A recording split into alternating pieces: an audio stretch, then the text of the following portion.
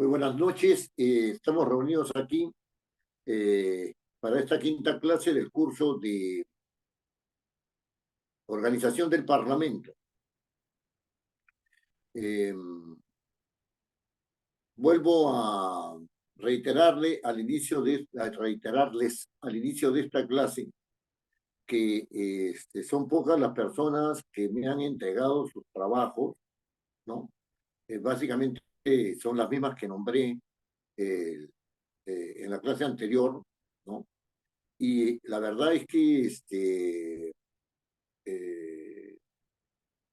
estoy un poco sorprendido por los otros, ¿no? Por los que no me han, no he escogido todavía su tema.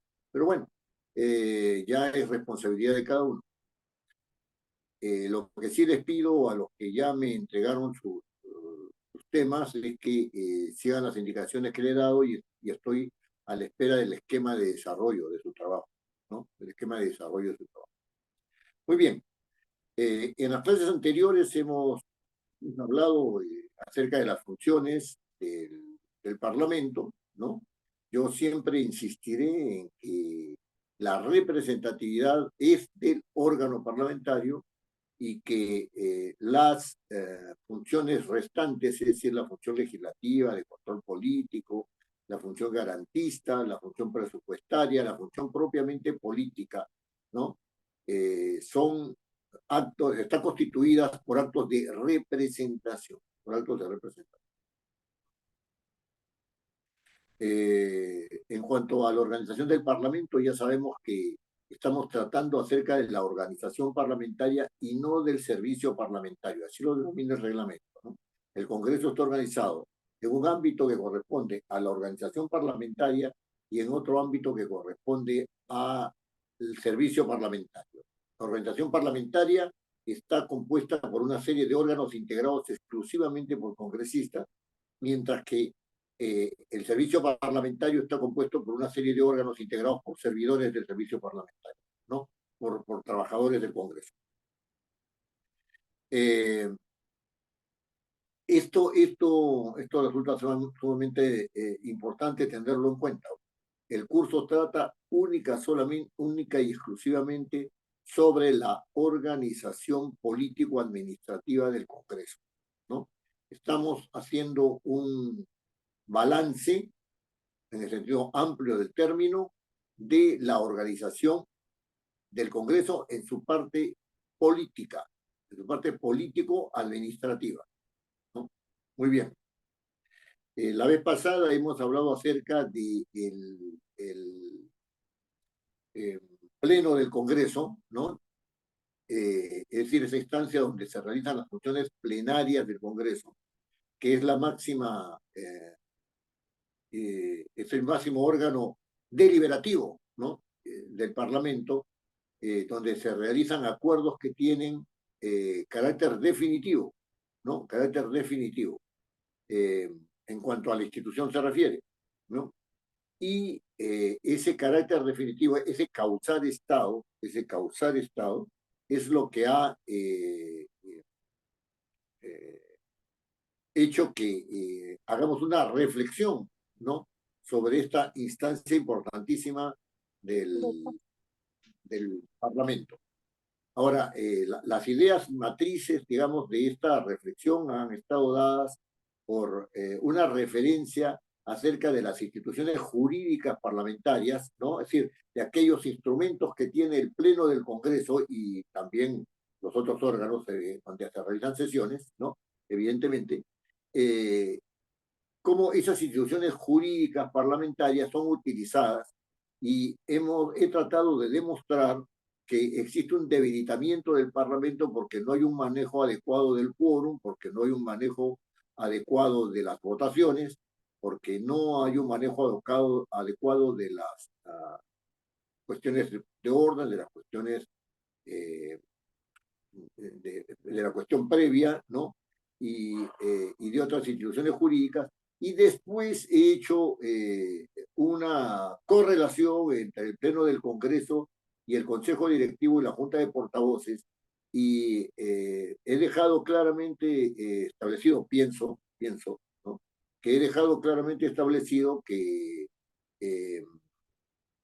estos órganos han debilitado severamente las funciones del Pleno del Congreso, ¿no? Así como el tratamiento de las instituciones jurídicas parlamentarias, la manera en cómo se manejan, ¿no? Han debilitado seriamente al Pleno del Congreso y eso ha afectado dos principios. Uno es el principio de representatividad y el otro es el principio de seguridad jurídica, ¿no? Muy bien, el día de hoy vamos a tratar sobre tres órganos que están dentro de esta organización parlamentaria, que son la Comisión Permanente, el Consejo Directivo y la Junta de Portavoces, ¿no? Muy bien. Es bueno hacer notar que así como el Pleno del Congreso es un órgano de rango constitucional, ¿no es cierto? Porque cada vez que en la Constitución se dice el Congreso aprueba, el Congreso se pronuncia, el Congreso acusa, ¿no? Etcétera, ¿no?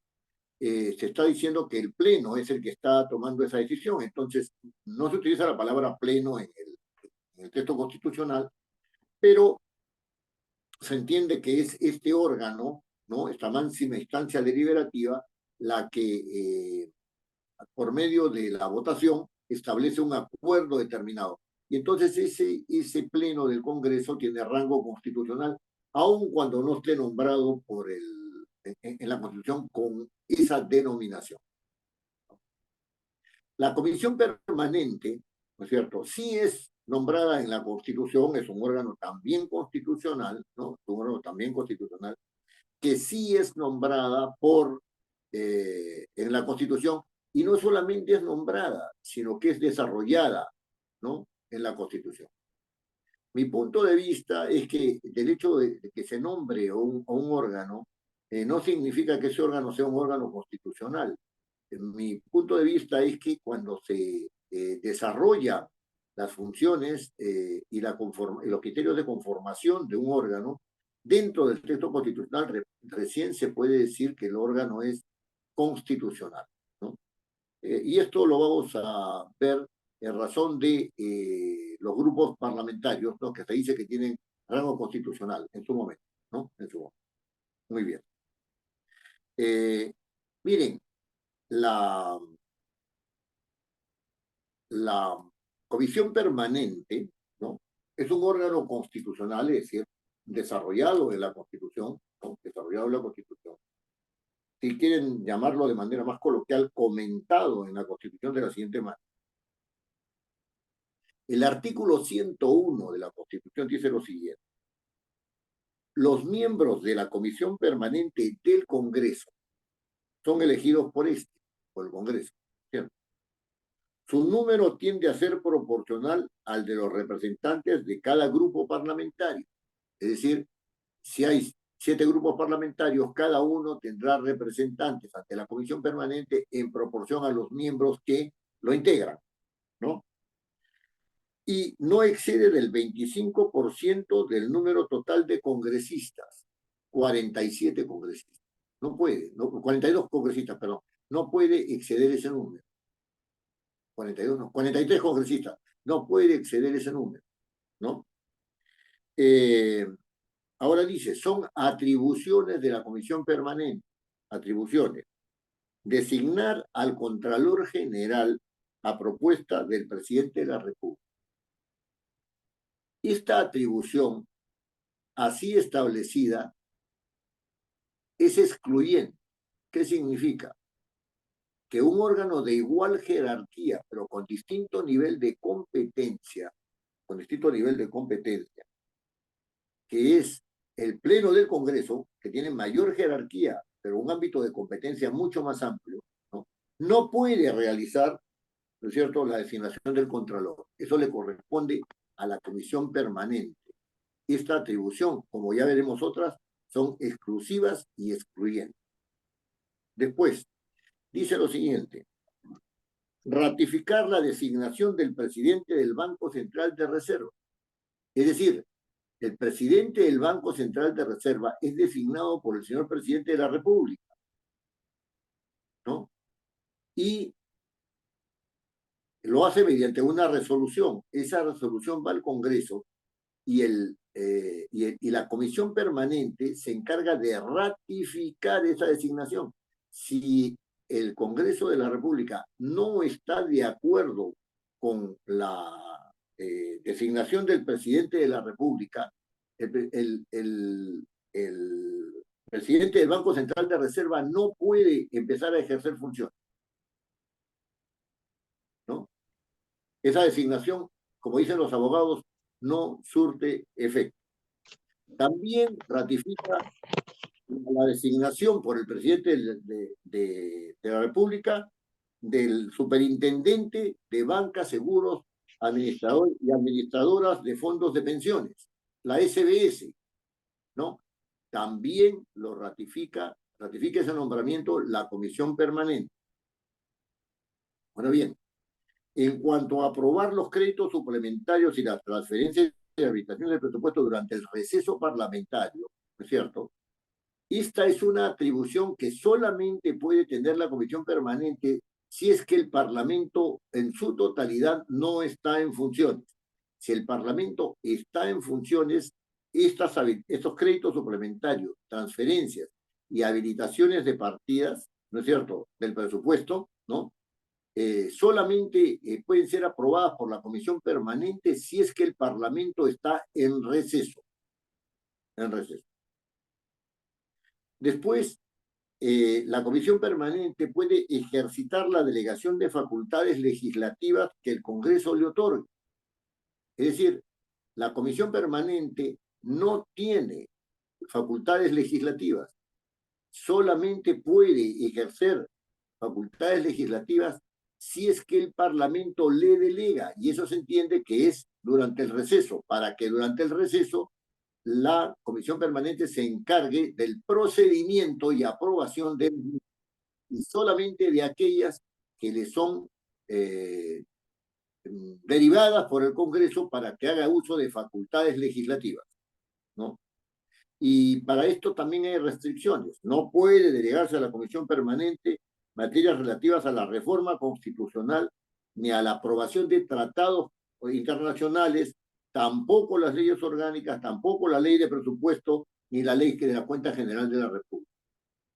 Es decir, si se trata de delegación de facultades, de ninguna manera la reforma constitucional la puede hacer la comisión permanente, de ninguna manera puede hacer la comisión permanente aprobación de tratados internacionales, no puede la comisión permanente, ¿no?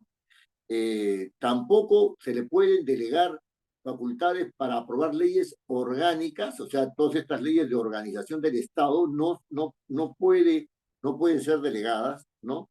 Ni la ley de presupuesto, ni la ley de aprobación de la cuenta general de la República, ¿no? Muy bien. ¿Cuál es la ley de la cuenta general de la República, doctor?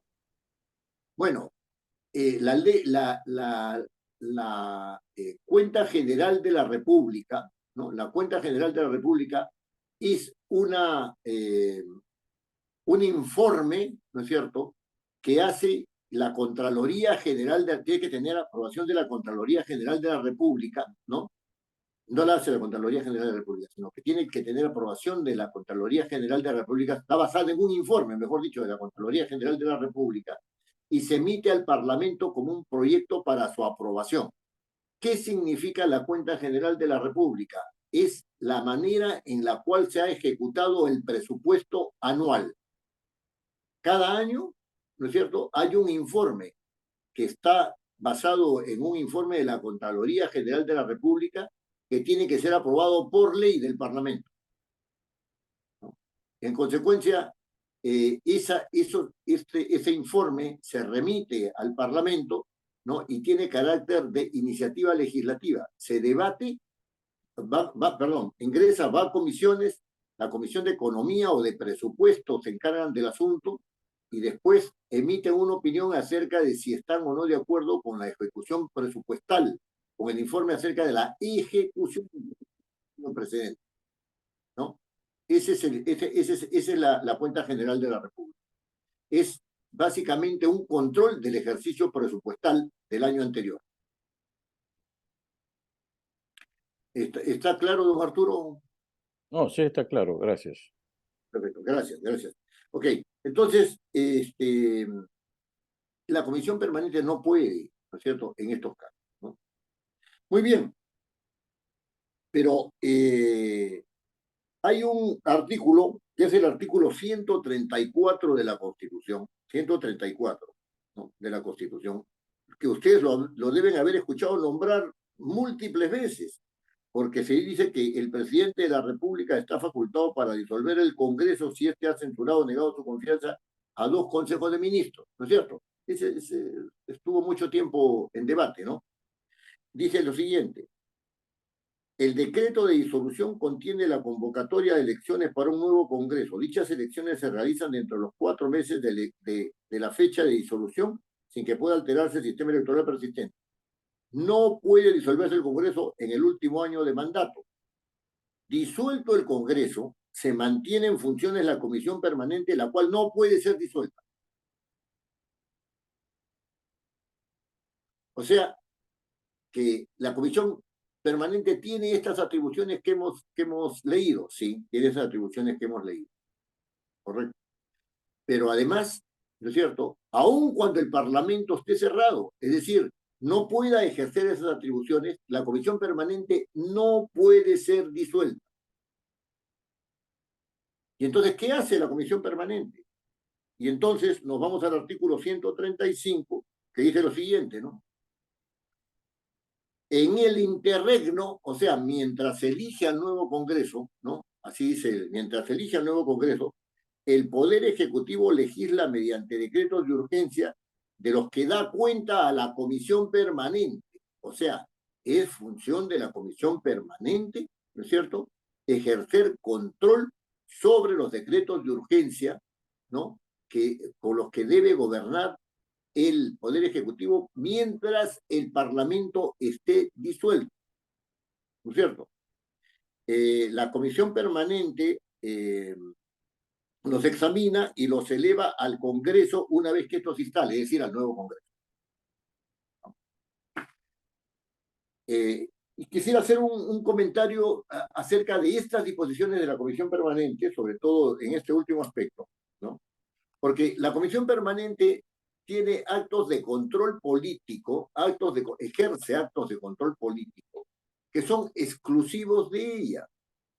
Ahí no entra a tallar el Pleno del Congreso, no entra, ni ningún otro órgano congresal, ¿no? Tiene que designar al Contralor General a propuesta del presidente. El presidente propone y nada más. En segundo lugar, tiene que ratificar la designación del presidente del Banco Central de Reserva y el presidente, ¿no es cierto?, de la Superintendencia de Banca y Seguros y administradoras de fondos de pensiones, AFPs, ¿no? Tiene que también ratificarlo, ¿no es cierto? Después, estas funciones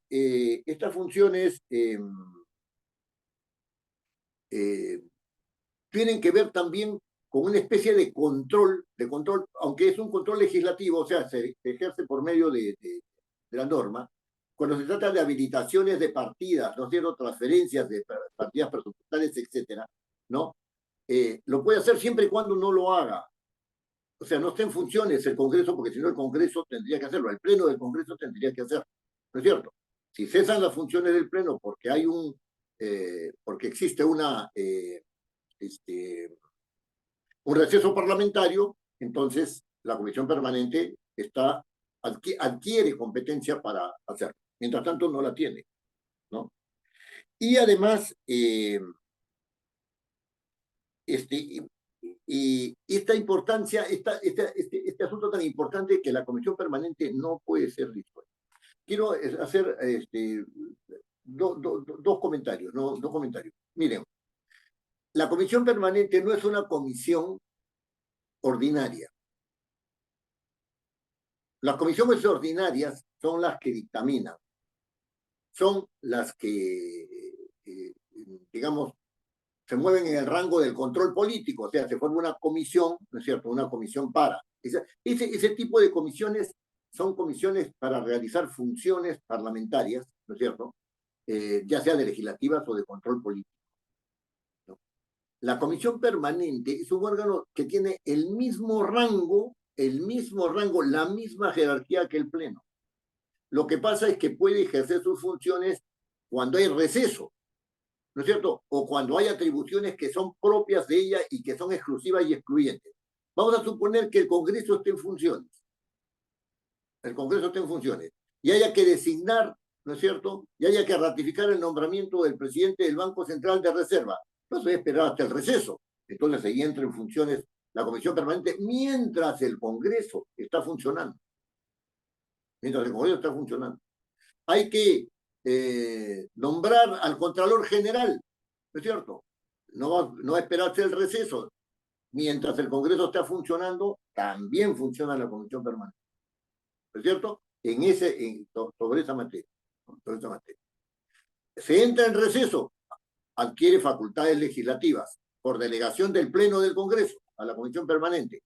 Muy bien, entonces tendrá funciones legislativas durante el receso y nada más. Terminado el receso, si es que no cumplió con todas las delegaciones, no importa, regresan al Pleno del Congreso esas atribuciones, ¿no? Las vuelve a asumir el Pleno del Congreso.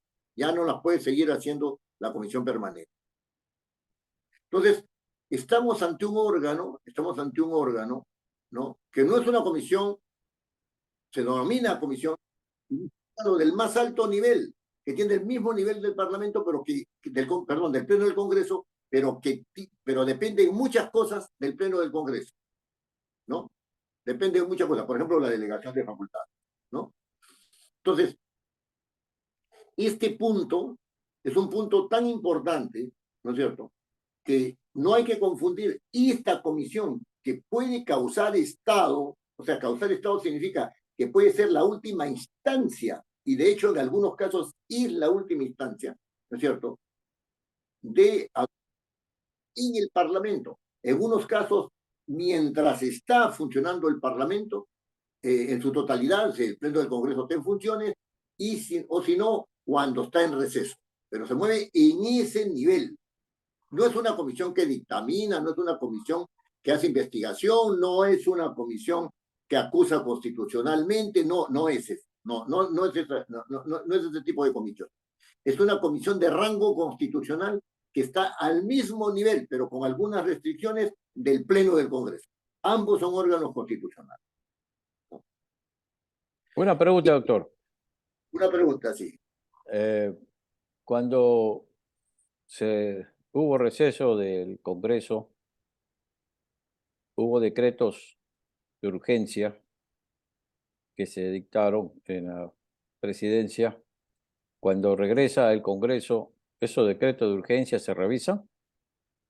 Claro, lo que sucede es lo siguiente.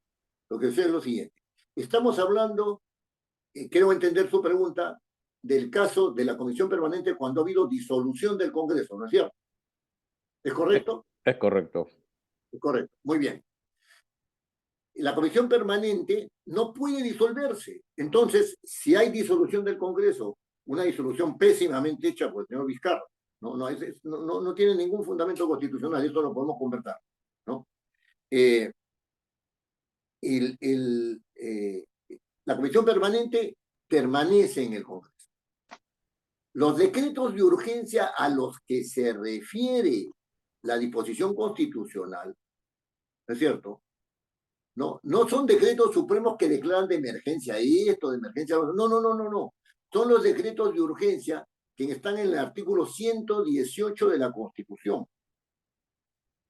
Y si miramos el artículo 118 de la Constitución, en su inciso 19, ¿no?, lo que dice ese inciso 19 es lo siguiente, ¿no? Es lo siguiente.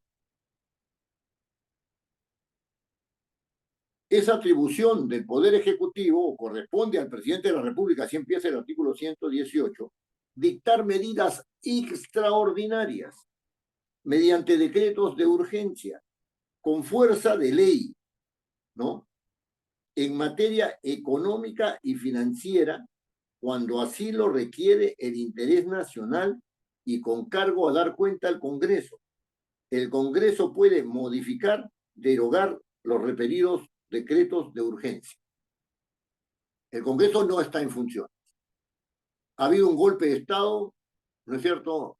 Ha habido un cierre del Congreso, ¿no? Ha habido un cierre del Congreso, y ese cierre del Congreso ha dado como resultado de que solamente permanezca la comisión permanente. Entonces, para ese caso, los decretos de urgencia, estos decretos de urgencia, y no el sentido de decreto de urgencia en general de algo urgente, no, estos decretos de urgencia, ¿no? Sobre materia económica, ¿no es cierto? Y financiera, pero de carácter extraordinario, ¿no es cierto? En materia solamente económica y financiera, lo vuelvo a repetir, ¿no es cierto? Cuando sí lo requiere el interés nacional y con cargo a dar cuenta al Congreso, ¿no? Son enviados a la comisión permanente. Lo único que puede hacer la comisión permanente en el caso que estamos viendo de disolución del Congreso es revisar los decretos de urgencia y hacer un informe acerca de cada uno de los decretos de urgencia, o un informe general acerca de los decretos de urgencia, si han sido bien dados o si no han sido bien dados. Cuando se instala el nuevo Congreso, eso se remite, entiendo que por oficialía mayor, se remite todo al nuevo Congreso, el cual puede aceptar o no aceptar los resultados de los estudios que ha hecho la Comisión Permanente. ¿No es cierto? La Comisión Permanente que está como que quedó como resultado del cierre del Congreso, ¿no? Ese es el punto. Ese es el punto. Muy bien. Entonces, fíjense, es tan importante la Comisión Permanente que no solamente no los funcionarios, etcétera, no aprueba habilitaciones de partida durante el sino que es un órgano que no puede ser disuelto.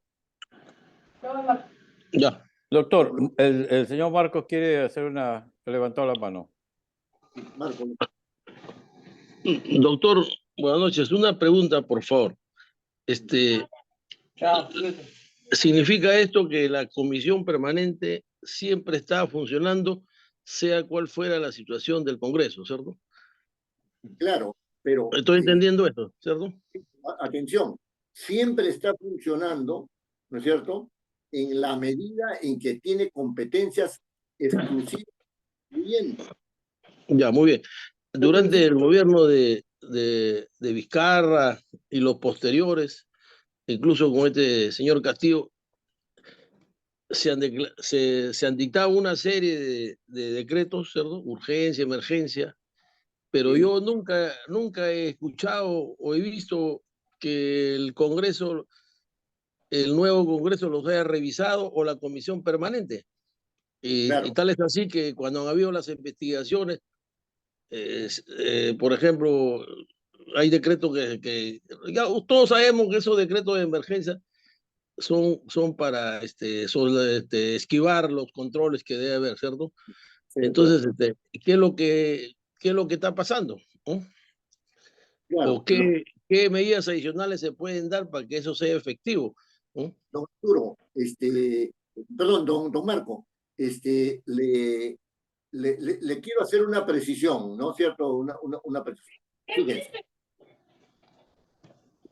La comisión permanente, en el caso de disolución del Congreso, solamente se aboca a los decretos de urgencia que da el Poder Ejecutivo durante el periodo que está entre la disolución del Congreso y la elección del nuevo Congreso.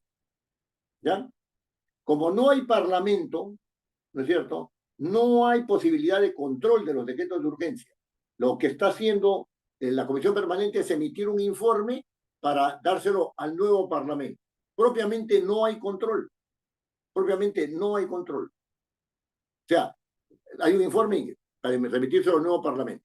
¿Cómo funciona el control? ¿Cómo funciona el control en el nuevo Parlamento? Eso lo vamos a ver en comisiones, pero se lo adelanto debido a su pregunta, ¿no?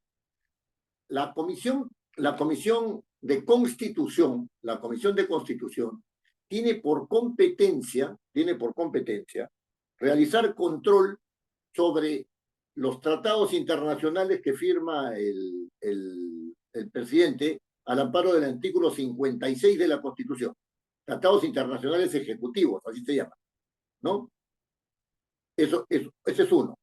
Dos, tiene que tiene que ejercer control sobre la delegación de facultades legislativas, es decir, si cuando se le dieron facultades legislativas al Ejecutivo, el Ejecutivo ha hecho uso adecuado de esa delegación de facultades, o si se ha excedido, ¿no?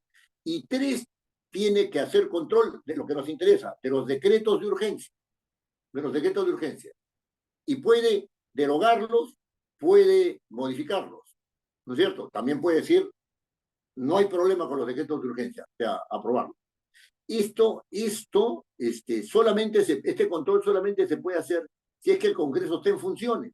En el caso de un golpe, se me escapa la palabra golpe de Estado, en el caso de una disolución del Parlamento, lo único que hace la Comisión Permanente, es hacer un informe, nada más acerca de los decretos y pasarlo al nuevo Parlamento para que la Comisión de Constitución se encargue de pronunciarse en razón de ese informe que está haciendo la Comisión Permanente, que solamente puede opinar acerca de los decretos de urgencia que están dados al amparo del 118, inciso 19 de la Constitución, desde que se cerró el Parlamento hasta que se instaló el nuevo Parlamento. Doctor, la pregunta del señor Marcos creo que es, ¿cómo puede saber la ciudadanía que han revisado los decretos de urgencia, han sido aprobados, han sido derogados o modificados? ¿Cómo se pueden enterar el público? Cambio. Claro, más aún, la pregunta de don Marco dice, se afirma, ¿no es cierto?, en que nunca se ha visto que se ha hecho control sobre los decretos de urgencia, ¿no es cierto? Claro. Esa es mi pregunta principal. Esa es la pregunta. Se ha hecho control. Entonces, el control debería hacerse a través de la Comisión de Constitución. Y tengo que decir que los decretos de urgencia, ¿no es cierto?, que han dado los presidentes por las razones que fueran, que don Marco tiene razón, que a veces esos decretos de urgencia permiten esquivar algunos requisitos que se requieren regularmente para actos de carácter económico y financiero, ¿no? Tienen un olor a sospecha de corrupción, ¿no es cierto? Y entonces, actualmente, lo único que existe es que la Comisión de Constitución, ¿no es cierto?, tiene esa competencia para realizar control y tiene que realizar ese control con transparencia. Es decir, lo que le falta al Parlamento ahora, entre otras cosas, es transparencia. Yo sé que se hace ese control, pero es que yo he trabajado ahí, ¿no? Yo sé que se ha debatido, se han derogado algunos decretos de urgencia y otros han pretendido modificarse, ¿no es cierto? Lo sé, está en el Pleno del Congreso, pero ese control no es transparentado, ¿no? Ahora hay otros decretos de urgencia que por razones de carácter político son encarpetados, ¿no? Son encarpetados. Entonces, lo que hay que hacer es buscar una mayor transparencia de la Comisión de Constitución en ese respecto. Igual caso pasa con los decretos legislativos. Igual caso. O sea, llegan y hay un informe del presidente de la Comisión de Constitución ante el Pleno del Congreso, que se convierte en dictamen, ¿no? Que agarra y dice, ¿saben qué? Sí están dentro del marco constitucional. Y en algún momento se ha dicho, estos hay que derogarlos porque no están dentro del marco constitucional. ¿No es cierto? Ahora, la importancia de los decretos de urgencia, estamos aquí en un paréntesis, ¿no? Del curso, ¿no? Depende, o sea, depende de la motivación que haya tenido el Poder Ejecutivo, pero además depende, porque tiene la obligación de dar cuenta al Congreso, depende de que el Congreso se pronuncie sobre ellos acerca de si están bien dados o si no están bien dados. Cuando están bien dados no se pronuncia. ¿Por qué? Porque temen a la componenda política, ¿no? O sea, que los acusen de haber componenda política, ¿no? Y si están mal dados, ¿no es cierto?, se sabe poco. O sea, hay un tema de transparencia en eso. Hay un tema de transparencia. Pero si que se ha estado realizando, tengo que decir, en razón de la buena fe, que sí se está dando control. No en la dimensión que se quisiera, pero creo que la Comisión de Constitución debería preocuparse más de ese asunto. Muy bien. Entre la comisión permanente y el pleno del Congreso, ¿no? Hay una relación armónica, ¿no? Hay una relación armónica. La comisión permanente tiene facultades o atribuciones exclusivas para, ¿no es cierto?, determinados casos. En algunos casos las comparte, y las comparte según el tiempo, si el Parlamento está o no está en función, si el Pleno está o no está en funciones, ¿no es cierto? Entonces la comisión permanente entra a realizar funciones que le son atribuidas en el marco constitucional, ¿no es cierto? Y vuelvo a insistir en este asunto en el que la comisión permanente no está en el ámbito de las comisiones ordinarias, no está en el ámbito de las comisiones ordinarias. Y tan no está que permanece, ¿no es cierto?, aun cuando el Congreso haya sido disuelto. Ahora bien, entremos un poco más a fondo en lo que llamamos nosotros el Consejo Directivo, para ponerlo en relación un poco más detenida respecto del Pleno del Congreso y respecto también de la Comisión Permanente, ¿no? Miren, las dificultades que han habido, las dificultades que he hecho notar en la clase anterior respecto del Congreso en cuanto a cómo se realiza el quórum, cómo se establecen las votaciones, las dificultades en las cuestiones previas, en las cuestiones de orden, ¿no?, etcétera, la sufre también la Comisión Permanente, ¿no? La sufre también la Comisión Permanente. En cuanto al Consejo Directivo, el asunto viene de la siguiente manera. En el artículo 30 del reglamento del Congreso, ¿no?, en el artículo 30 del reglamento del Congreso, se establecen las funciones del Consejo Directivo. Permítanme ustedes ir rápidamente, aquí estamos, ¿no? Entonces, dice el reglamento del Congreso lo siguiente.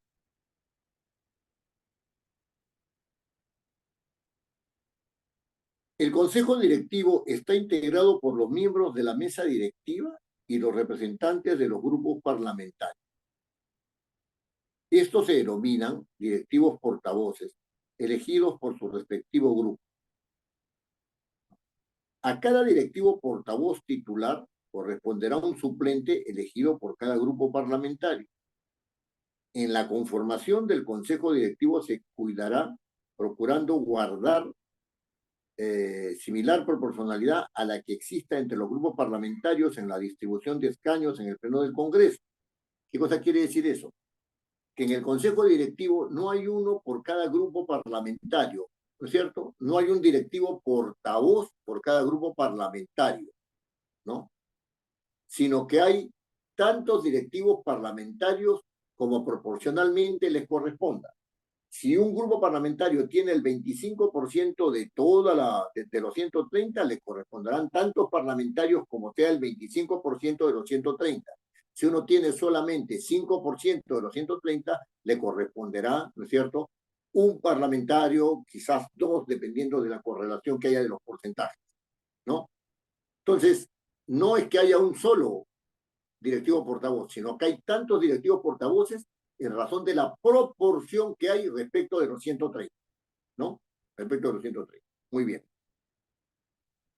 En el inciso A de este artículo 130 se dice lo siguiente: adoptar acuerdos y realizar coordinaciones para el adecuado desarrollo de las actividades del Congreso. Este es el inciso que posee una disposición, ¿no es cierto?, por la cual, que es una disposición que se llama disposición abierta, ¿no? Una disposición abierta, ¿no? Esta disposición abierta dice que el Consejo Directivo puede adoptar acuerdos y realizar coordinaciones para el adecuado desarrollo de las actividades del Congreso. O sea, si se trata del adecuado funcionamiento de las actividades del Congreso, el Consejo Directivo puede adoptar los acuerdos que quiera.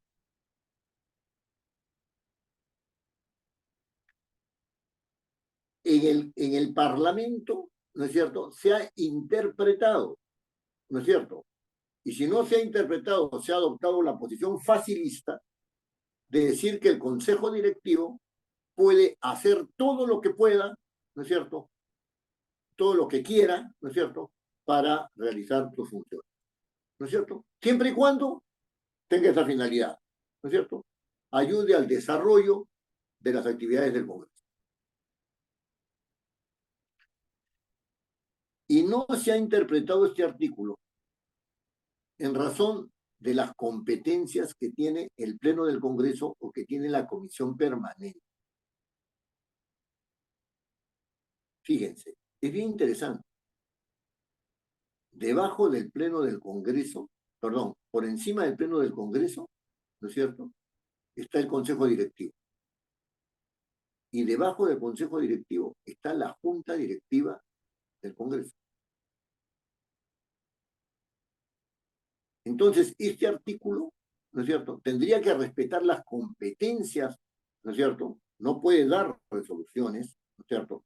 No puede adoptar acuerdos, perdón, porque adopta acuerdos, no puede adoptar acuerdos, ¿no?, que sean de competencia del Pleno o de la Comisión Permanente.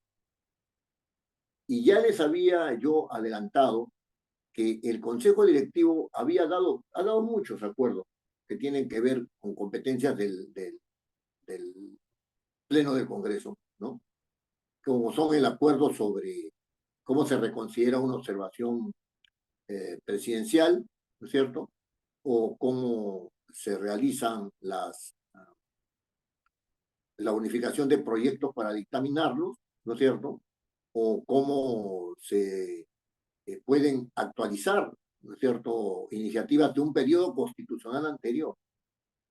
El Consejo Directivo ha dado normas que son típicas del reglamento del Congreso, ¿no?, y que solamente las podía haber formalizado el Congreso, o sea, aprobado el Congreso para incorporarlas dentro de su reglamento. Entonces, hay de parte del Consejo Directivo, en razón de este inciso, un abuso de sus facultades, porque está asumiendo competencias del Pleno del Congreso sin tener esas competencias. Y no tiene esas competencias porque según el organigrama que hay, ¿no es cierto?, ¿no?, y que se puede presumir de lo que se dice acá en las normas, el Consejo Directivo estaría por debajo del Congreso, del Pleno y de la Comisión Permanente.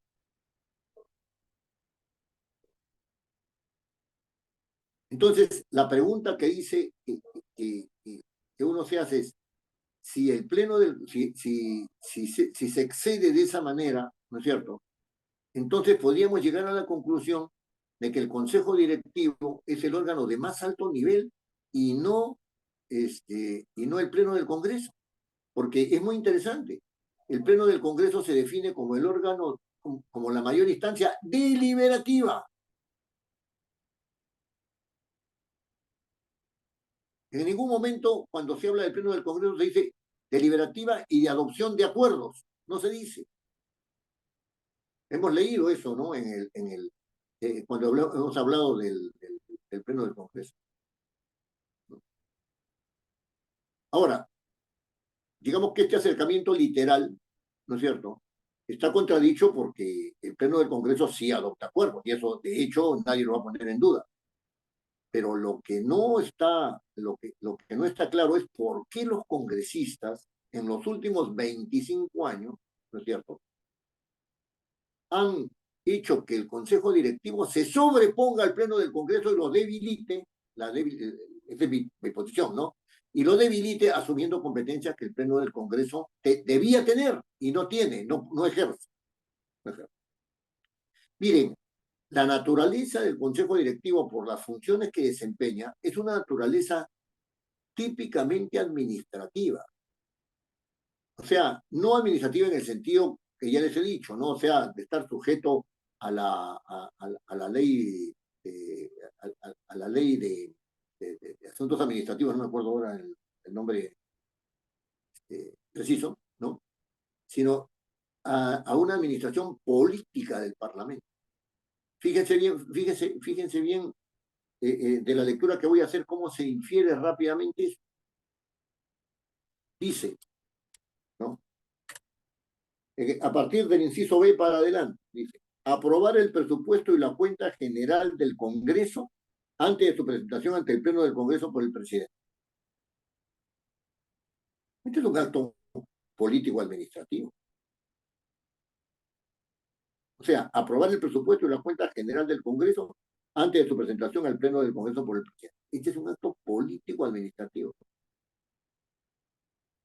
sea, ¿el Congreso qué aprueba? El presupuesto y la cuenta general. ¿Para qué? Para que a su vez el Pleno la apruebe. Es un acto típicamente administrativo, pero es político-administrativo. O sea, porque aprobar el presupuesto y la cuenta general del Congreso es un acto político-administrativo. No es un acto solamente administrativo. La distribución del gasto, ¿en razón de qué se da? En razón de criterios políticos. ¿Que abarca solamente al Parlamento? Solamente al Parlamento. ¿Y no es acaso el Parlamento un ente político? Ahora dice algo que es muy interesante, fíjense. Es muy interesante, dice. Recibir informes periódicos de la mesa directiva, Oficialía Mayor y de la Oficina de Auditoría Interna sobre el desarrollo de los procesos parlamentarios, la administración y el estado de la economía del Congreso según corresponde. ¿Qué le pide a la mesa directiva, a la Oficialía Mayor y a la Oficina de Auditoría? El desarrollo de procesos parlamentarios, la administración y el estado de la economía. Estos son actos administrativos.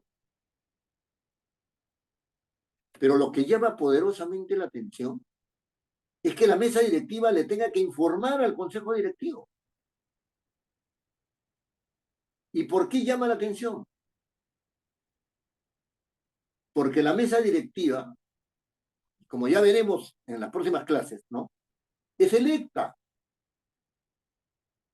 Y el Consejo Directivo es designado.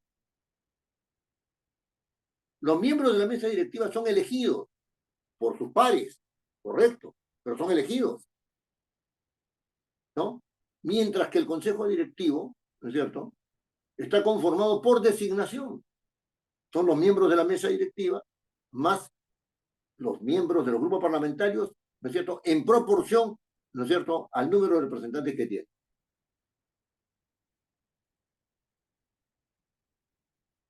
¿Cuántos son ahora, doctor?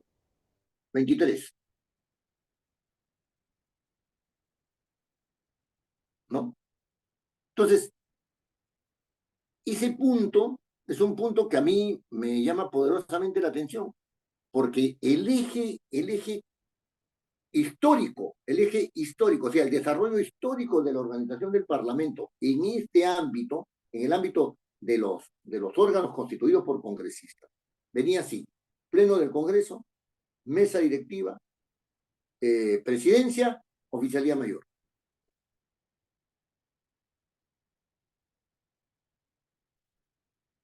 ¿Qué está haciendo el Consejo Directivo? Intermediando, colocándose en el medio del Pleno del Congreso y de la mesa directiva. ¿Por qué razón?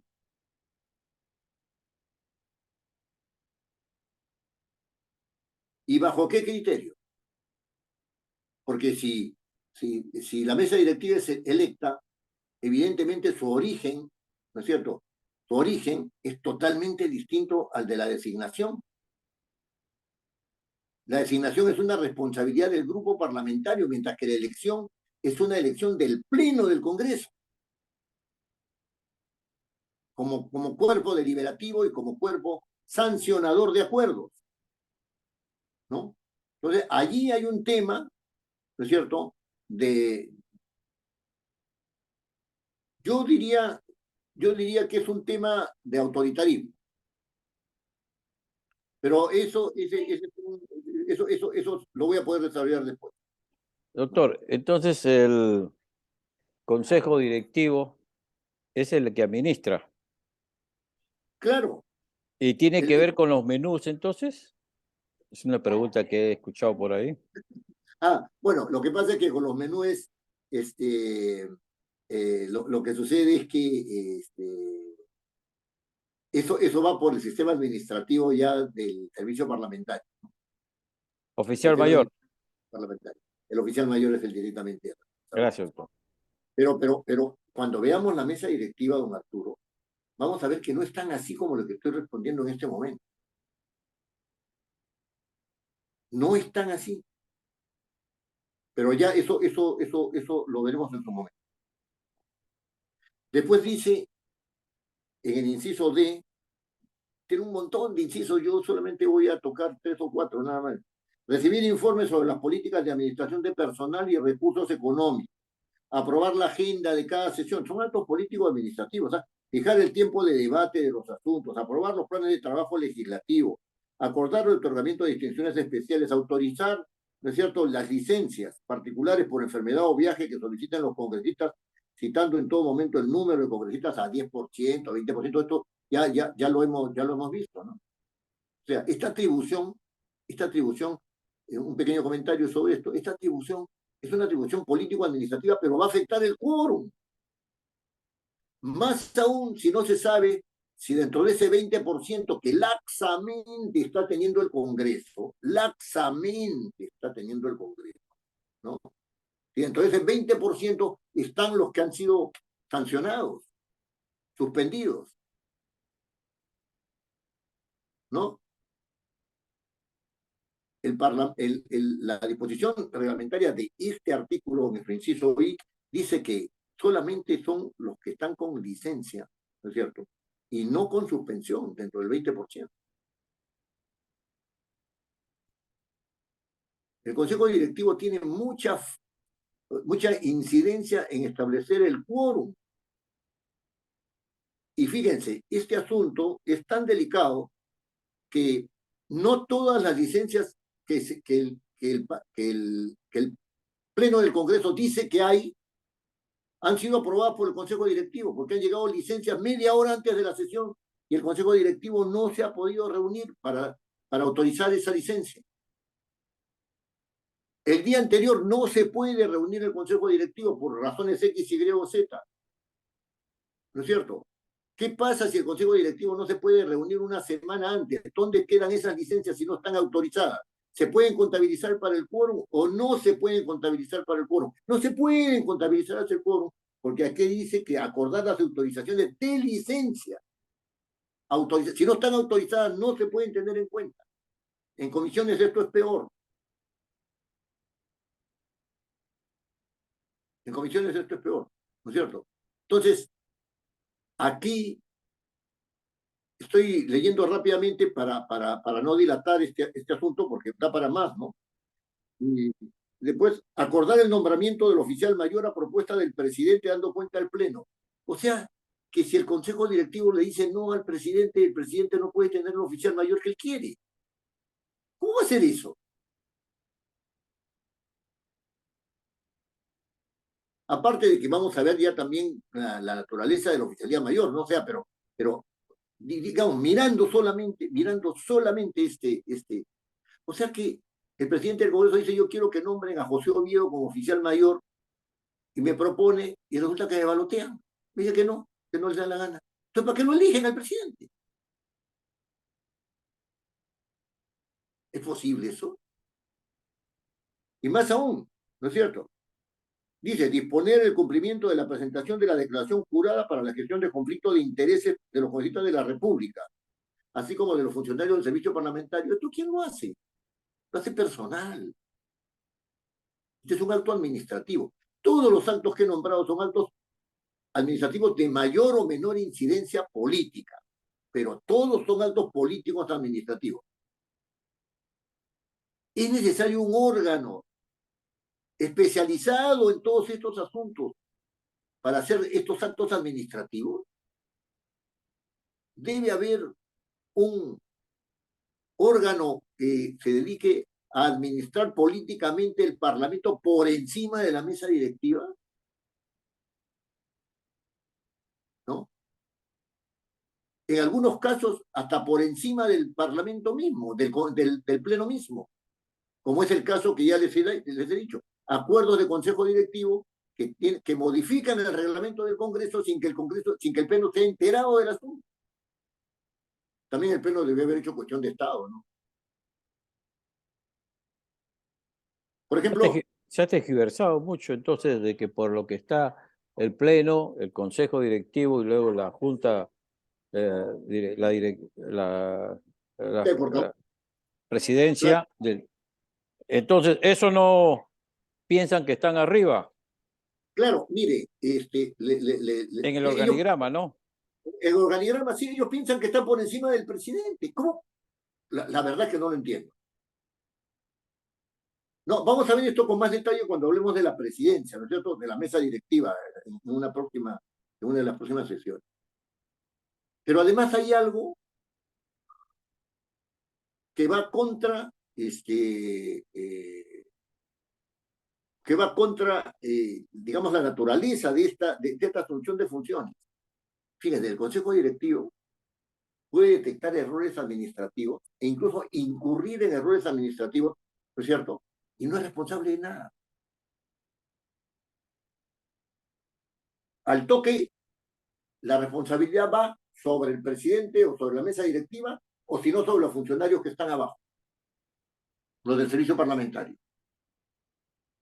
Está clarísimo el caso.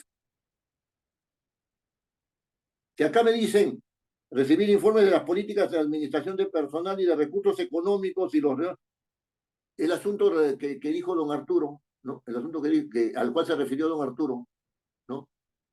El escándalo del refrigerio, ¿no? De la comida de los congresistas, ¿no? Nadie tocó el consejo directivo. Todo el mundo se fue donde el presidente y terminó donde el oficial mayor. No son responsables de nada. Ellos pueden hacer lo que les dé la gana, pero no son responsables de nada. ¿Habría alguna sanción interna por haber usurpado las funciones del Pleno del Congreso? No la hay. Los grupos parlamentarios al interior sancionan a sus congresistas por algo que ha sucedido en el Consejo Directivo, en el cual sus representantes han actuado de manera, digamos, inconsulta respecto de los miembros de su grupo parlamentario. No, no pasa nada. Es el reino del don nadie. Hay que reestructurar el reglamento del Congreso, doctor. Claro. No, no, no. En este aspecto En ese hay aspecto. no, y en otros también, pero en este aspecto hay fundamentos suficientes para reestructurar la organización del Congreso. Fundamentos suficientes, ¿no? Entonces, si el Consejo Directivo tiene funciones político-administrativas, ¿no es cierto? Fundamentales, ¿por qué tiene que ser un órgano que ejerza esas funciones? ¿Es necesario ese órgano?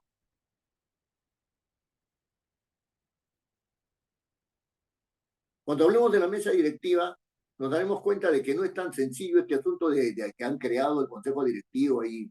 Cuando yo hablé con Marta Chávez, ¿no es cierto? Que ella es una de las que estuvo que era una de las protagonistas de estos asuntos cuando Marta Chávez para mí es una excelente persona. O sea, que puede ser que políticamente discrepemos y todo, pero a mí me parece una dama, ¿no?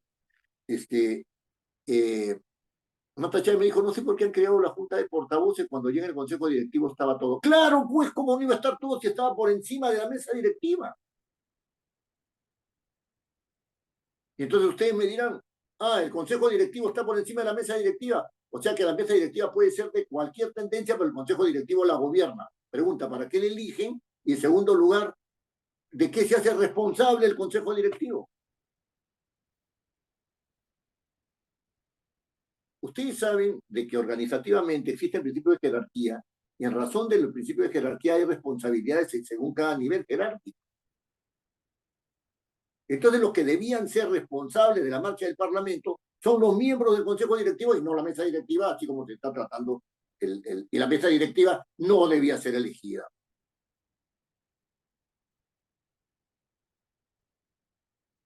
Entonces, ahí hay un problema. Ahí hay un problema. Al final, después de todo este análisis, cuando en la última clase yo voy a dar mis sugerencias, ¿no es cierto? Mis ideas de solución de este tipo de problemas. Esto no está funcionando bien. El otro día al presidente lo han querido censurar por dar una opinión como presidente del Congreso sobre un asunto, porque había un grupo que discrepaba de él. Y si el presidente con su olfato dice la mayoría me apoya, como fue el caso, ¿no es cierto? Le presentaron una moción de censura y no procedió, pues evidentemente. ¿Por qué el presidente no va a poder dar una opinión? Y en todo caso, si ellos quieren que haya una opinión colegiada, que presenten una moción de orden del día sobre ese asunto, lo discutan y saquen una opinión colegiada, siquiera por mayoría. Y no lo hacen porque no hay debate político en el Congreso, como ya decíamos en la clase anterior.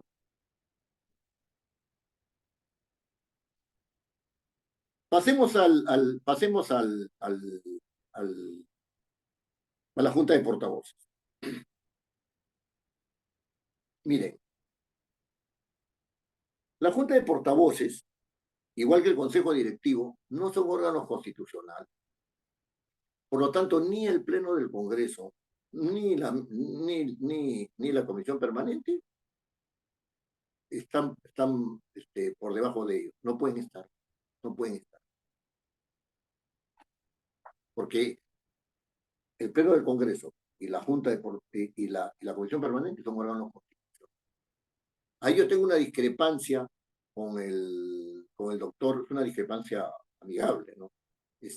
Con el doctor César Alvarado, en su libro, en este libro, El Congreso de la República, ¿no? Dicen que los grupos parlamentarios, etcétera, y otros órganos más tienen, ¿cómo se llama?, rango constitucional. Yo no estoy de acuerdo con eso, ¿no? No estoy de acuerdo con esto, pero eso es otro debate. Entonces, ¿qué pasa? Fíjense, en el artículo 31A del reglamento del Congreso, cuando ustedes vean 31A, quiere decir que no pertenece a la versión original, sino que está insertado un artículo, ¿ya? Está insertado un artículo. Como había el artículo 31 y había el artículo 32, y no se podía, y había que insertar en el medio, de los dos, un artículo, se puso 31A, ¿no? Para no variar la secuencia, ¿no? 31A.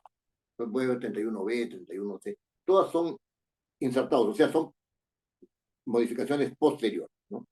En el artículo 31A se dice lo siguiente respecto de la Junta de Portavoces. La Junta de Portavoces está compuesta por la mesa directiva y por un portavoz por cada grupo parlamentario, quien tiene un voto proporcional al número de miembros que componen su bancada. Un voto proporcional al número de miembros que componen su bancada. Es decir, si yo soy uno, pero si mi grupo tiene el 70% de los votos, mi voto valdrá por 70. Y si el otro tiene el 5%, tu voto valdrá 5%. ¿Qué tiene a su cargo? Fíjense, es bien interesante analizar esto. ¿Qué tiene a su cargo la Junta de Portavoces? La elaboración del cuadro de comisiones para su aprobación por el Consejo Directivo y posteriormente para el Pleno del Congreso. Oye, ¿tú eres chistoso? O sea, la Junta de Portavoces elabora el cuadro de las comisiones ordinarias. Elaborar el cuadro quiere decir poner los integrantes, ¿no? Primero se señala cuántos integrantes corresponde a cada uno según la proporcionalidad y después ya viene la nómina, ¿no? Pues ya viene ¿Eso lo elabora para qué? Para que el Consejo Directivo lo apruebe y para que después pase al Pleno. Dice un chiste, ¿no? Burocracia pura. ¿Por qué no lo elabora directamente el Consejo Directivo? Si está igualmente representado.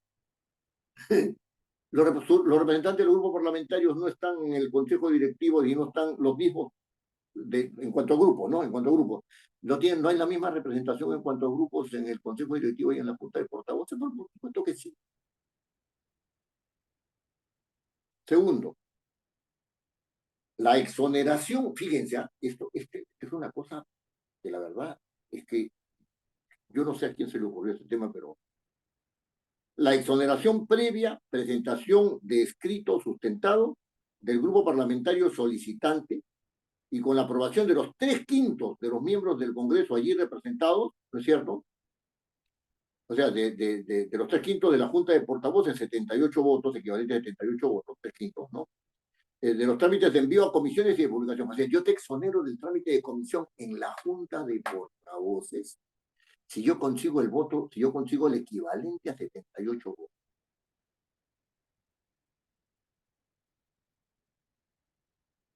¿No han pensado algo que es interesante pensar por ser interesante? No, ni siquiera porque tiene consecuencias. El artículo 105 de la Constitución. El artículo 105 de la Constitución dice lo siguiente.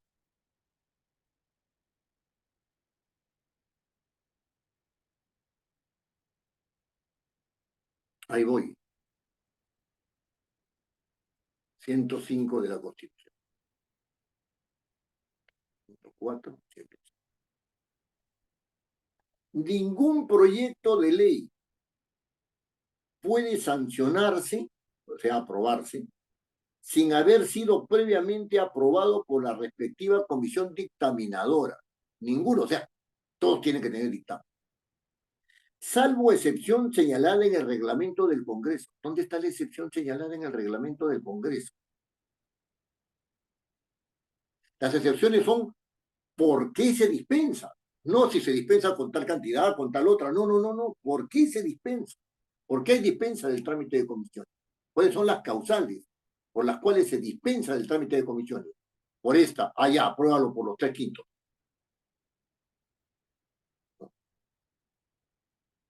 ¿Tienen preferencia del Congreso los proyectos enviados por el Poder Ejecutivo con carácter de urgencia? Correcto, eso es un asunto de preferencia. Pero aquí lo que está diciendo la disposición constitucional, matices más, matices menos, ¿no? Es que no puede haber ningún proyecto que no haya sido, cuyo dictamen no haya sido aprobado.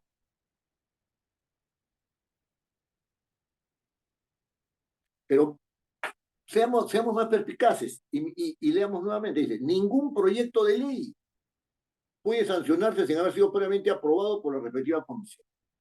Y acá hay varios errores de concepción en la disposición constitucional. En la disposición constitucional. El primer error es que ningún proyecto de ley puede sancionarse sin haber sido previamente aprobado por la respectiva comisión dictaminadora. Doctor, Primer se le fue el error. video. Se fue su video. Se fue mi video. Ya, Ahora regresó. ya regresó. Sí. Ningún proyecto de ley puede sancionarse sin haber sido previamente aprobado por la respectiva comisión dictaminadora. ¿Las comisiones aprueban proyectos? Si las comisiones aprueban el proyecto, entonces quiere decir que el pleno está de más, pues. ¿Para qué va a ir al pleno? Está Dan aprobado. dictamen. Está en dictamen. Entonces aprueba la opinión de la comisión. Solo eso. El dictamen es una opinión sobre el proyecto o sobre un conjunto de proyectos acumulados, ¿sí? Ese es un primer error de precisión del dispositivo constitucional. ¿No? Pero lo que está queriendo decir el dispositivo constitucional, ya estoy en la lógica interpretativa, es que no puede haber ningún proyecto de ley que sea aprobado previo dictamen, ¿no es cierto? Perdón, ningún proyecto de ley que sea aprobado si es que no ha sido dictaminado y que el dictamen sea aprobatorio. ¿Cuál es el segundo error? Porque un dictamen que no es aprobatorio, se fue de nuevo el video, ¿no? Sigamos nomás, ¿no? Porque un dictamen que no es aprobatorio, ¿no? Tiene que quedarse en la comisión y ser enviado al tacho. El Pleno del Congreso se puede pronunciar de manera distinta o no. Sí se puede pronunciar de manera distinta. Sí se puede pronunciar de manera distinta. Va y viene el video nomás. Sí, sí. Bueno, pues ahí estamos. Sí se puede pronunciar de manera distinta. ¿Qué pasaría, por ejemplo, como ya ha sucedido, ¿no es cierto? Si en una comisión, los directivos de esa comisión y los miembros de esa comisión son contrarios a la mayoría que está en el Pleno. Emiten un dictamen que no es del gusto de la mayoría que está en el Pleno, ¿no? Y si emiten un dictamen que no está a gusto de la mayoría en el Pleno lo va a rechazar. y va a decir que regrese a comisiones. No estamos de acuerdo, no se aprueba. Porque un dictamen negativo, ¿no es cierto? Un dictamen negativo tiene que quedarse en la comisión. Hay muchos casos que pueden sustentar la posición que yo tengo. Hay muchos casos. Pero en todo caso, lo que está diciendo el 105 de la Constitución es no puede haber proyectos sin dictamen. Salvo excepción hecha en el reglamento del Congreso. ¿Dónde están las causales de excepción en el reglamento del Congreso? No, no están. Yo hablaba con el director de Relatoría y Agenda, no voy a decir el nombre, no viene el caso, ¿no? Amigo mío, además, ¿no? ¿No? Y me decía, pero si en el 31A está clarísimo, si lo apruebas con los 3/5 ya cumpliste con el requisito ya, porque es elevado. No, un ratito. No se puede exonerar del dictamen de comisión ni de la publicación, aunque tengas 3/5, si es que no hay una causal. El Tribunal Constitucional, ¿qué ha dicho al respecto? El Tribunal Constitucional ha dicho, no, se puede exonerar del trámite de comisiones porque el Congreso tiene que tener deferencia, ¿no es cierto? Deferencia para hacerlo. O sea, eso significa, traducido en castellano criollo, yo puedo realizar exceptuar del trámite de comisiones, ¿no es cierto? Que no haya dictamen, etcétera, ¿no? Porque puedo, pues. ¿Qué puede? Pues. Es que no es así, pues. Porque si se adopta ese criterio, ¿en qué queda la norma? Que exige dictamen. Aunque sea dictamen aprobatorio, pero exige dictamen.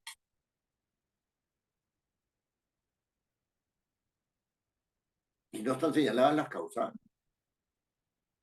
Otro argumento mucho más interesante que este, ¿no es cierto? ¿No? Es el que me esbozó mi buen amigo Edgar Carpio, ¿no? Que dijo, es que es imposible dar los criterios de excepción para que el dictamen no sea realizado. Y entonces, un ratito, le dije yo, lo que tú dices es cierto. Lo que tú dices es cierto. Pero, ¿quién debe establecer el criterio de excepción? Es un acto excepcional.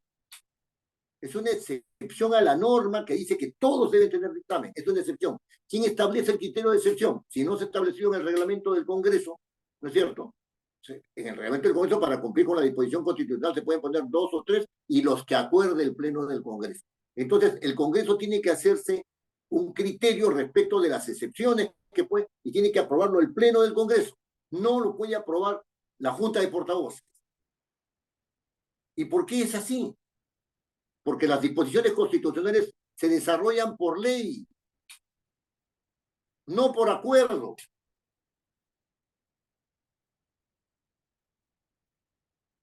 Y entonces, esa disposición constitucional, ¿no es cierto?, tiene que ser desarrollada en el reglamento del Congreso. Y decide en el reglamento del Congreso que, salvo criterio adoptado por el Pleno del Congreso, no por la Junta de Portavoces.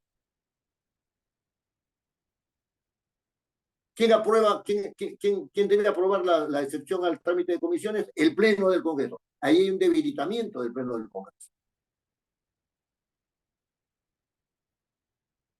Entonces, eso viene por un lado, ¿no? Después, dice aquí, ¿no?, que en el 31A siempre, perdón, en el 31A, aparte de esta exoneración,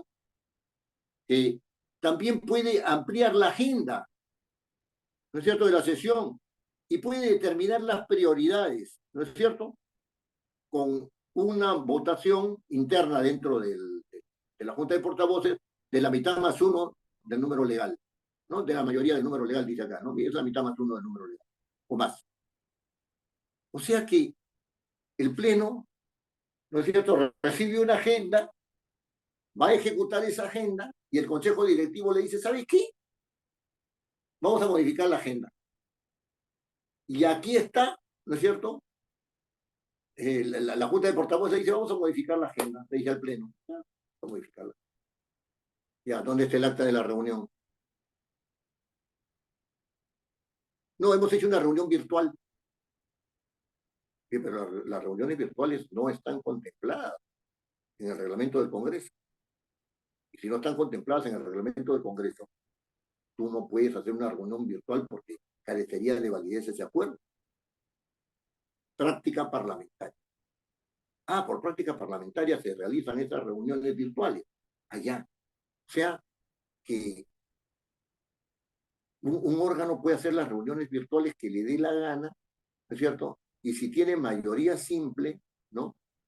O sea, vamos a suponer que un grupo parlamentario tenga 75 congresistas, ya son más de 65. Nada más hace institución virtual y agarra y modifica la agenda de la sesión. Pero hay un argumento más. Cuando la agenda de la sesión está hecha, el responsable de la agenda de la sesión es el presidente del Congreso.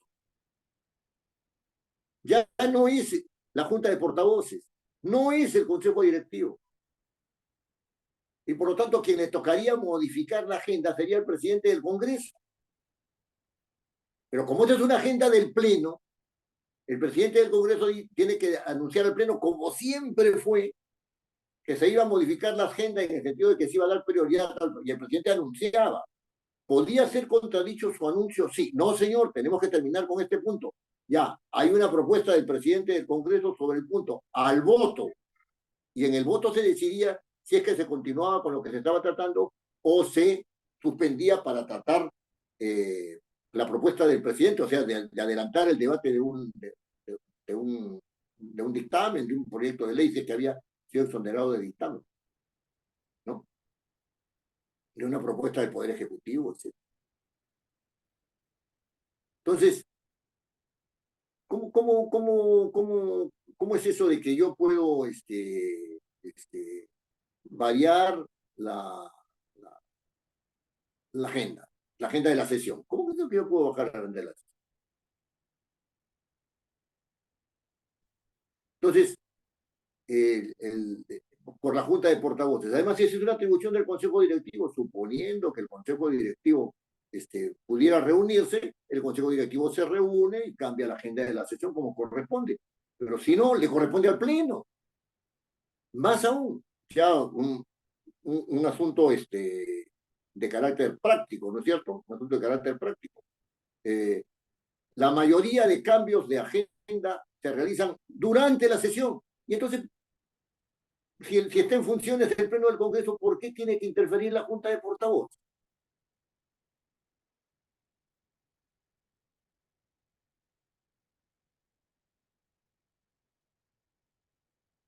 Ahora bien, ese es otro asunto, ¿no?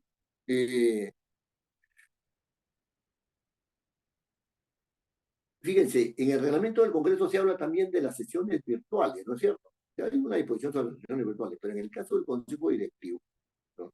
Se dice lo siguiente. Un acuerdo, perdón, de la Junta de Portavoces. En el caso de la Junta de Portavoces, 3/4 del número legal, o sea, si votan los portavoces y hacen los 3/4 del número legal, ¿no es cierto?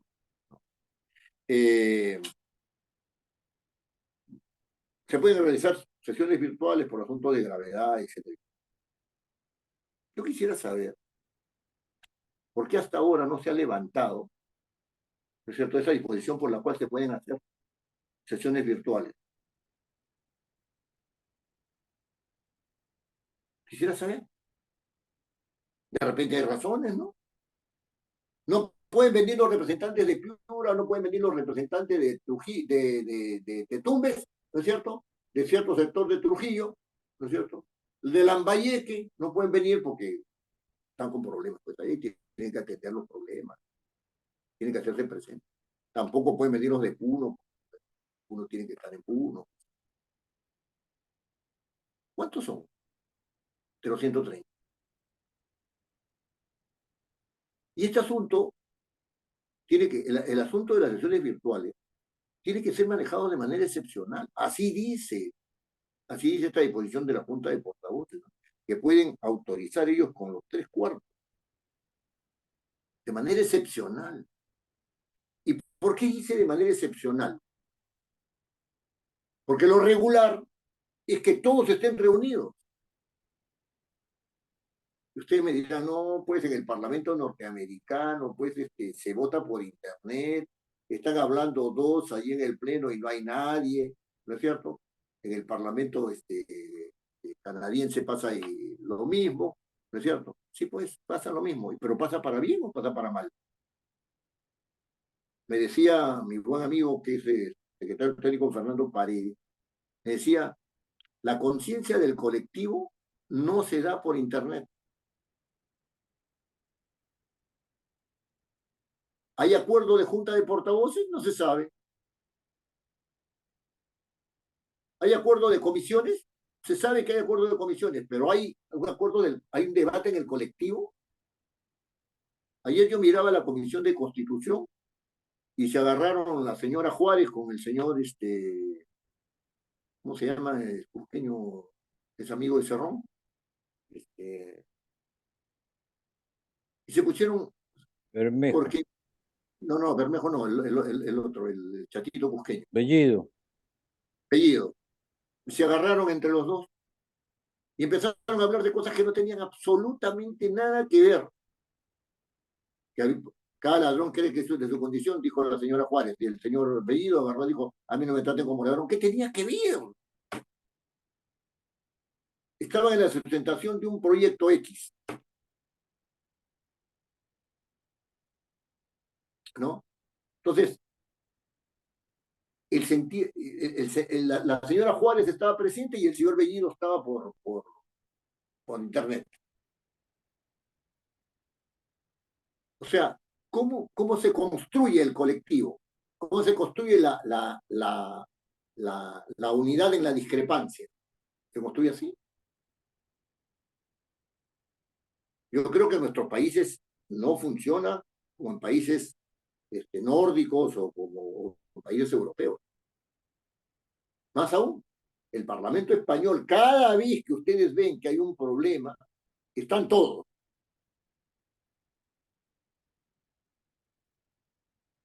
Están todos.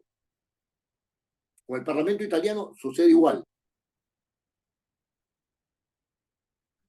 Porque hay la conciencia del colectivo, de la formación del criterio, el pensamiento colectivo del Parlamento.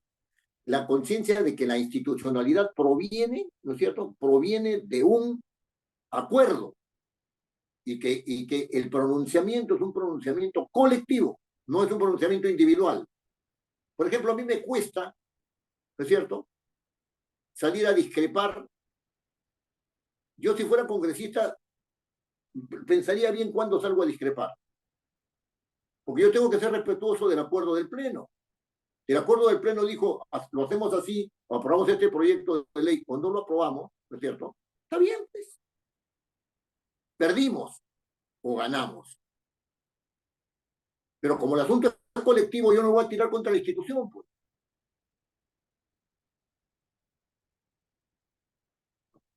Pero en la Junta de Portavoces, lo que se dice con 3/4, compadrito, yo hago que sea excepcional, ¿no es cierto? Hago que no sea excepcional que haya reuniones por internet.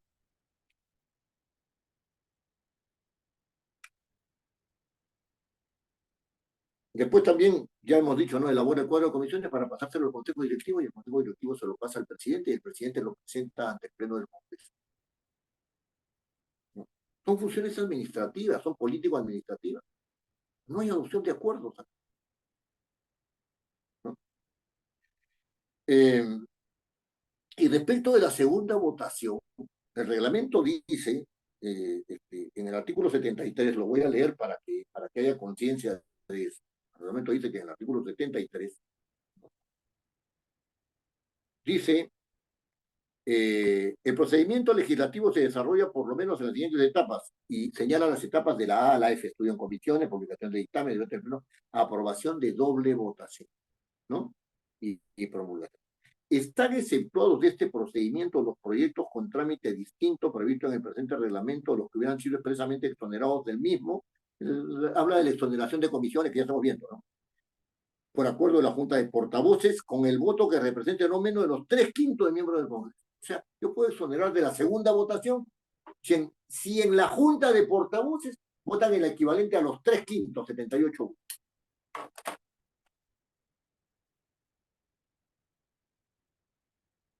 O sea, el Pleno del Congreso, cuando exonera de la segunda votación, porque el Pleno del Congreso lo hace, se entiende que lo hace también, ¿no es cierto?, con 78 votos o más. ¿Se entiende? ¿Se entiende? ¿Pero es así realmente? Y resulta que no. Resulta que se reunió la Junta de Portavoces, ¿no es cierto?, y dijo, nosotros nos vamos a exonerar. Entonces el Pleno del Congreso se queda en el aire, porque invocan justamente este artículo 73. Nosotros nos vamos a exonerar. Y eso ha sucedido, pero ha sucedido eso en la comisión permanente. Yo estaba presente en una sesión y resulta que aprueban un proyecto en la comisión permanente por delegación de facultades, ¿no es cierto? Aprueban un proyecto en la comisión permanente y yo le digo al señor, no, perdón, y escucho que el presidente decía, bueno, la exoneración queda ya en el ámbito de los grupos parlamentarios. Los grupos parlamentarios exoneran de segunda votación, entonces ya el proyecto va a ir directamente a la autógrafa y pasará al presidente de la República. Entonces yo ahora digo, ¿y por qué?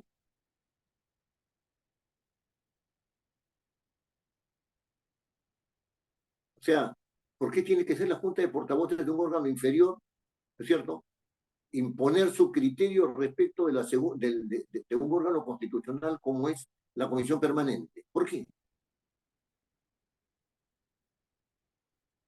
Entonces se hizo la consulta y dice, no hay precedente en contra. ¿Presidente? ¿Presidente respecto de qué? De este artículo 70. No hay precedente distinto. Y no podía haberlo porque no se podía encontrar norma expresa. Hay lógica en que un órgano de menor jerarquía cause Estado respecto a competencia que no tiene, cause Estado, porque segunda votación cause Estado, ¿no es cierto? Ya se aprobó la ley, ¿no? Entonces, cause Estado por su decisión respecto de un asunto que tiene que ser tratado por el Pleno o por la Comisión Permanente, que son órganos constitucionales. Esto es una locura. Fíjense, todos estos son actos de política administrativa, que tienen que ver con el procedimiento parlamentario, sí, que tienen que ver con el uso de las instituciones jurídicas parlamentarias, etcétera. Sí, sí. Pero estos hacen que un órgano tenga legitimidad o no tenga legitimidad.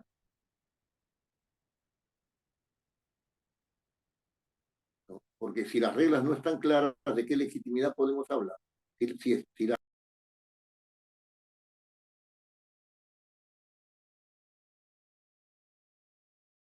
legitimidad de origen no estamos hablando de actuación, de la legitimidad de gestión, en este caso de gestión política administrativa. De esa legitimidad estamos hablando.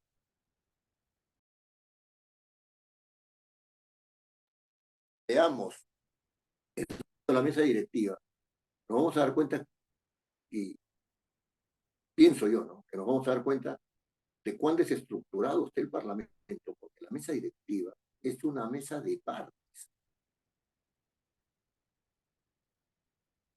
Y lo dejo ahí. ¿Alguna pregunta para ir terminando?